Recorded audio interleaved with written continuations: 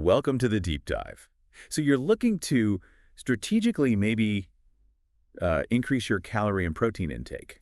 Yeah, perhaps based on specific circumstances or advice you've gotten. Exactly. And we've been looking at some really practical advice from UCSF Health that seems, well, surprisingly simple. It really is. Forget huge diet overhauls. We're talking about small additions, things you can actually stick with. Right. It's not about making everything different overnight.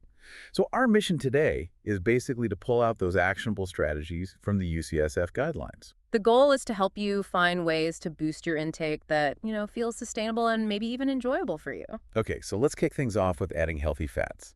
That's a big one for calorie density. Definitely. The guidelines mention using things like olive oil and canola oil more in your cooking. Yeah, just drizzling a bit extra when you're cooking lean meats or vegetables. Or in stir-fries, soups. Exactly. Those little bits add up calorie-wise. And nuts. They suggest maybe a quarter to a half cup daily. Oh, nuts are fantastic. Packed with good fats, some protein too. Super easy snack. And versatile. Think about natural peanut butter, too, not just for the classic sandwich. Good point. On fruit, like apple slices, or even on crackers. Simple. And olives. Another easy win, wouldn't you say? Totally. You can just toss them into pasta, salads, on pizza. Or just snack on them straight. They add flavor and those healthy fats without much fuss. What about things like hummus? Yeah, hummus with pita bread or crackers is great. And guacamole or avocado slices. Perfect for Mexican food, obviously, but also great on sandwiches or chopped into salads. Adds creaminess and those beneficial fats. And don't forget salad dressings. Right. Switching to an olive oil-based vinaigrette instead of maybe a creamy, less healthy one. Simple swap. Good for salads, cooked veggies, even a pasta salad. Or that classic Mediterranean thing, dipping some nice bread in olive oil with a bit of vinegar. Love that. And thinking a bigger picture for meals, fatty fish like salmon comes up. Yeah, aiming for 2 or 3 times a week. That hits both calories and protein goals. It's a double whammy, nutritionally.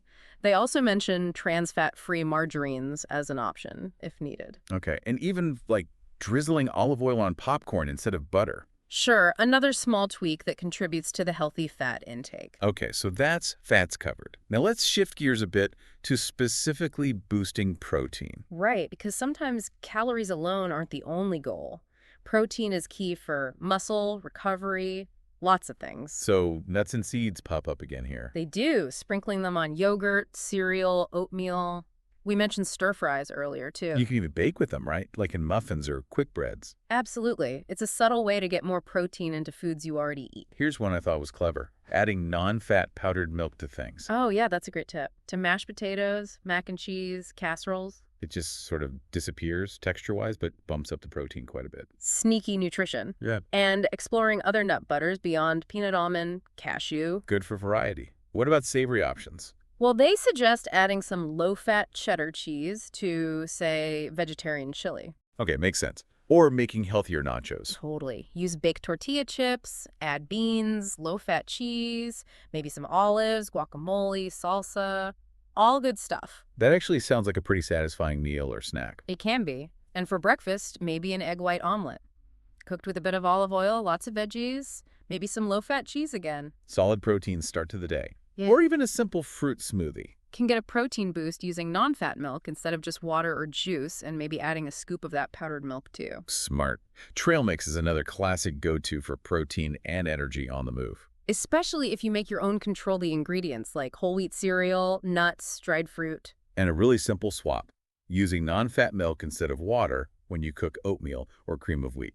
Easy peasy. You barely notice the difference in taste, but it adds protein and calcium. You can even apparently add non-fat powdered milk to your regular non-fat milk for an extra concentrated boost. Right, if you really need to maximize protein in liquids. So we've got all these ideas.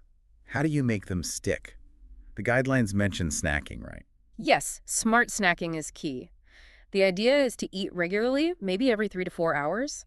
Carrying snacks with you helps. Prevents getting overly hungry and keeps the intake consistent. Exactly. Even small things count, like adding nuts to ice cream. Nice little texture and nutrient boost there.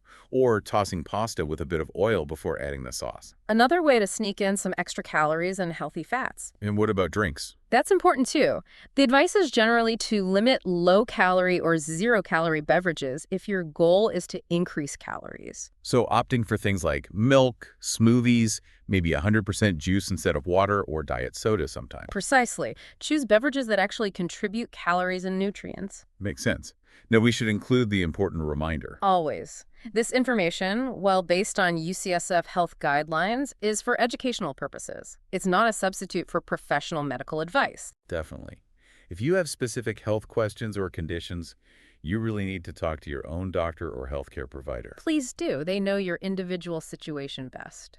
So wrapping this up, it seems the big takeaway is that increasing calories and protein doesn't have to feel like this massive, daunting task. Not at all. It's about these small, consistent additions. They really can add up and make a difference for you over time. It's encouraging, actually. So here's something to think about. Looking at all these simple tips, which one feels like the easiest thing you could try this week? Yeah, just pick one small swap or addition. Maybe it's adding nuts to your breakfast or switching your salad dressing. See how it goes. And hey, maybe you'll discover some new flavor combinations you really enjoy in the process of, nourishing your body a bit more effectively.